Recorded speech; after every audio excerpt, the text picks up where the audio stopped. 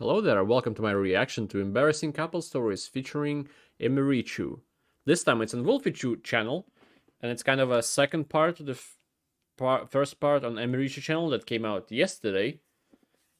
So, because I'm doing this, I asked in the first video. I didn't know it was a two-part to begin with, but when I found out, I asked if people wanted, and some people did ask me in the comments, and just the amount of views and support I got on the video makes me want to do a second part to it. Kind of second part to it. So it's on official Wolfichu channel.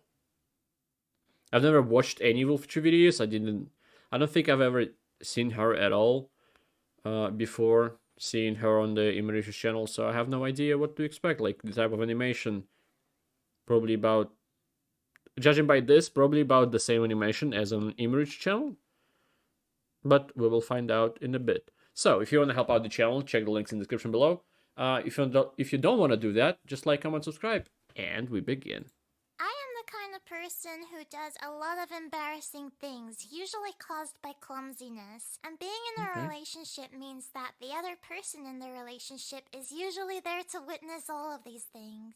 After this video, you can check out my part of the collab over on my channel, where Wolfie and I each share one more story. Actually, I have no idea if this is part 2 or part 1. My friend Emirichu and I were talking about this, and I think by this point we're both pretty well known to be very clumsy. Because of this, we've had a lot of embarrassing things happen in both of our relationships as well. Like this one time where I was with Jordan outside. I think that this one happened on Valentine's Day. At one point, I leaned in to kiss him, but as I got really close, I suddenly burped right in his face. Okay, my burps are very random. I have no control of them. They happen with no warning, but he didn't know that at the time. It took him a moment to understand what had just happened as well. Like, he couldn't believe I'd really done that to him. Okay. And now he loves telling other people that story too. It's so embarrassing. Most of the embarrassing stories that I picked for this video just happened to take place in the first year of our relationship, which made them so much worse at the time as well. Like, there was one time, it was actually New Year's Eve. Jordan and I were going to a friend's house to celebrate with some other people. I was still living with Jordan in his parents' house at this point. We'd been there for about 2 months. While I was standing at the front door waiting for Jordan to get ready, I noticed that my shoelace wasn't tied properly, so I just bent down to fix it. When I stood up again, I hit my head really hard on something above, which fell off the wall and crashed loudly at my feet. It was this really pretty wall ornament that looked like half a birdcage filled with mirrors and candles that belonged to Jordan's parents. I had always been a bit nervous about breaking this specific ornament because it stuck out from the wall a bit, and I'd almost walked into it a few times already, but I could not believe that this time I'd actually broken it. Jordan and his dad both came running at the sound of the crash and saw what had happened. I just started crying because I felt so bad. I just kept apologizing over and over, and Jordan's dad was trying his best to reassure me that it was okay. Oh, what a nice man. He said that I'd been thinking of replacing that ornament anyway, which I'm pretty sure he was just saying to make me feel better. It was so awkward. You don't know that.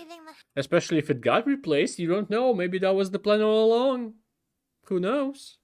House to go celebrate the new year. I couldn't stop thinking about it for the rest of the night. Oh no! I'd like to imagine that while everyone was doing the end of the year countdown, all excited, the image of you potentially destroying a family heirloom was just playing on loop in your head like a bad war memory. I'm glad they were chill about it though. Okay, Emmy, let's hear your story. Yeah, nice parents. So funnily enough, my embarrassing moment is also involving my significant other's dad. So this moment happened when I was visiting Ditus in the summer and meeting his parents for the very first time. Big moment. As you can imagine, kind of intimidating. I was determined not to make a total fool of myself, and honestly, things were going really well. They were super nice, and they had a really cute patio where we could eat and enjoy the summer air. Separating the patio from the inside of the house was this sliding screen door. You know where this is going. So while we were setting up for lunch, I picked up one of the plates and headed to the patio outside. And I don't know if maybe my head was filled with nerves or if I was too excited to eat to pay attention, but I immediately slammed right into the screen door, thinking that it was already open. When I turned around to see if anyone had noticed, Ditus's dad was staring right at me, and he just says, "You know, people usually open the door first." He had a good laugh about it, though, so I'd like to think I That's still made also a good impression. dad. I'm glad I'm not the only one who had an early embarrassing parent story. It's so hard at the time because all that you want is for the parents to like you, and then stuff like that happens to us. I've got this story which I think is the most embarrassing thing that's happened. I can't imagine people like this being like some kind of an asshole. So I feel like from the parents' perspective, if you see them being like clumsy and then very apologetic about it or like very shy afterwards, they know they're a good person. I think. I don't know. Am I wrong? Is there like that clumsy of a person? Like kind of cute clumsy, I don't know, maybe just because of the animation it makes me think cute clumsy, but other people who are that way of clumsy and then still an asshole? I don't know. To me in front of Jordan. So we were driving home together from a little trip that we'd just been on. We actually went to the Opera House in Sydney to see a Harry Potter orchestra of the second movie. It was amazing. They played the whole movie and there was a full orchestra playing along to it. We had the best time. But anyway, we were on our way home. That's a thing? It was That's just cool. us in the car having fun and singing along to different songs. We'd stopped a bit earlier at a small food place to get something to eat and some milkshakes, and since then we'd been driving for maybe about an hour. It was all good and nice until all of a sudden I got hit with a really sudden and strong realization that I really needed the bathroom. My stomach started hurting really bad. I knew straight away that this was going to be a problem because we were driving on the highway in the middle of nowhere. There were barely even any road lights. I asked Jordan casually when the next bathroom stop was, and he was like, "What? But we only just passed one. The next one is like 40 minutes away. Can you wait?" I've never felt more doomed in my life. I know the feeling. I really do. Our relationship, so I was still kind of shy. I have a lot of stomach problems. Asking him for anything. So I've been in situations like that. Oh, that's okay. That's not too long. But I was quickly feeling worse and worse. The pain was so bad. I think I had food poisoning, and I knew that there was no way that I'd be able to wait 40 minutes to get to a bathroom. I was trying to not sound desperate, but was still asking him, surely there must be one closer along the way. But then Jordan paused and he said that there was one place, but it was what he calls his nightmare stop. It's this really creepy looking rest stop on the road that he once had a nightmare about, and since then he's always felt weird about it and would normally completely refuse to go there. And on that night, he did not want to go there either. But at this point, I remember I was just groaning in pain. If you ask Jordan about this story, he says that he literally felt like I was in labor and he was taking me to a hospital. And I didn't want to alarm him or anything, labor. but She's I had gonna to tell birth him some the truth, so I kept telling him that I smelly couldn't children. hold it any longer. And he was just like, what do you mean you can't hold it? It was so embarrassing. I think it really surprised him how dramatic the situation seemed. He said it felt like a life or death situation. It is a life or death situation. I would have been like, hey buddy, it's either the creepy rest stop or your passenger car seat. You decide. I mean, at that point, I would have taken a roadside bush. Every time I'd... Yeah, I don't see why not. Like, I was thinking maybe because I'm more of a savage. Not in like a, savage, more like a Neanderthal kind of way.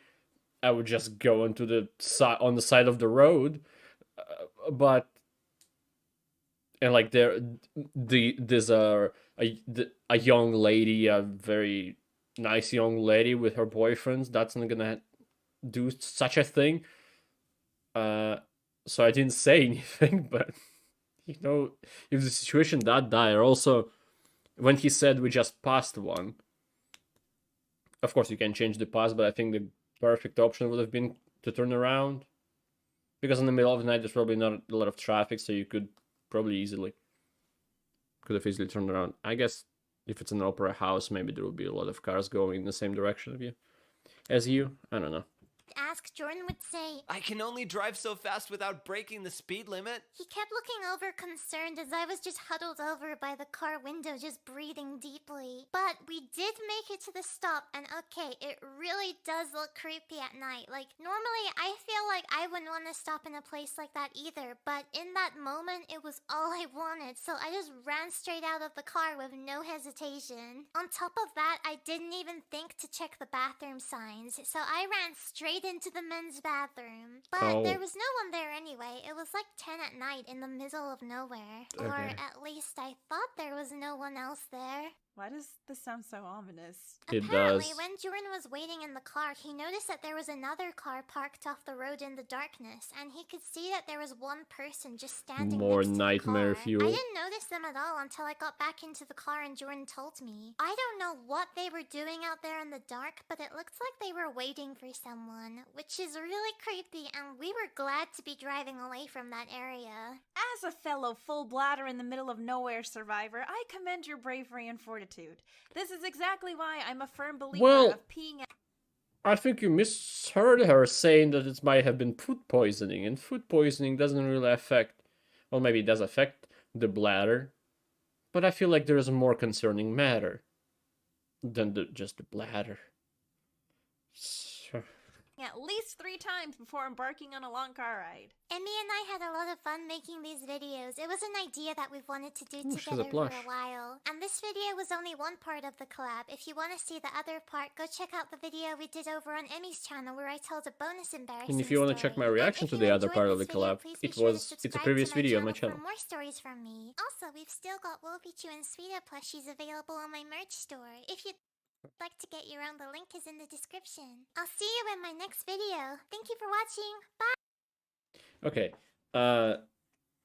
now I can compare a little bit. I think it's a little bit more animated than Emirichu's videos, but the style is about the same.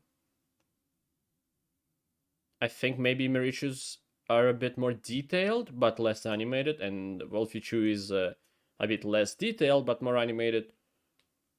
Unless my memory is totally wrong, I've seen those videos 24 hours ago. Those videos, that video, one video. I've seen more of Emirichu's videos, but just the most recent one. Anyway, this was good. It was very nice, like, very cute, even though the situations are a bit awkward. Nothing, like, too devastating to the relationship. Nothing too, I don't know, too much out of the ordinary. It's quite nice.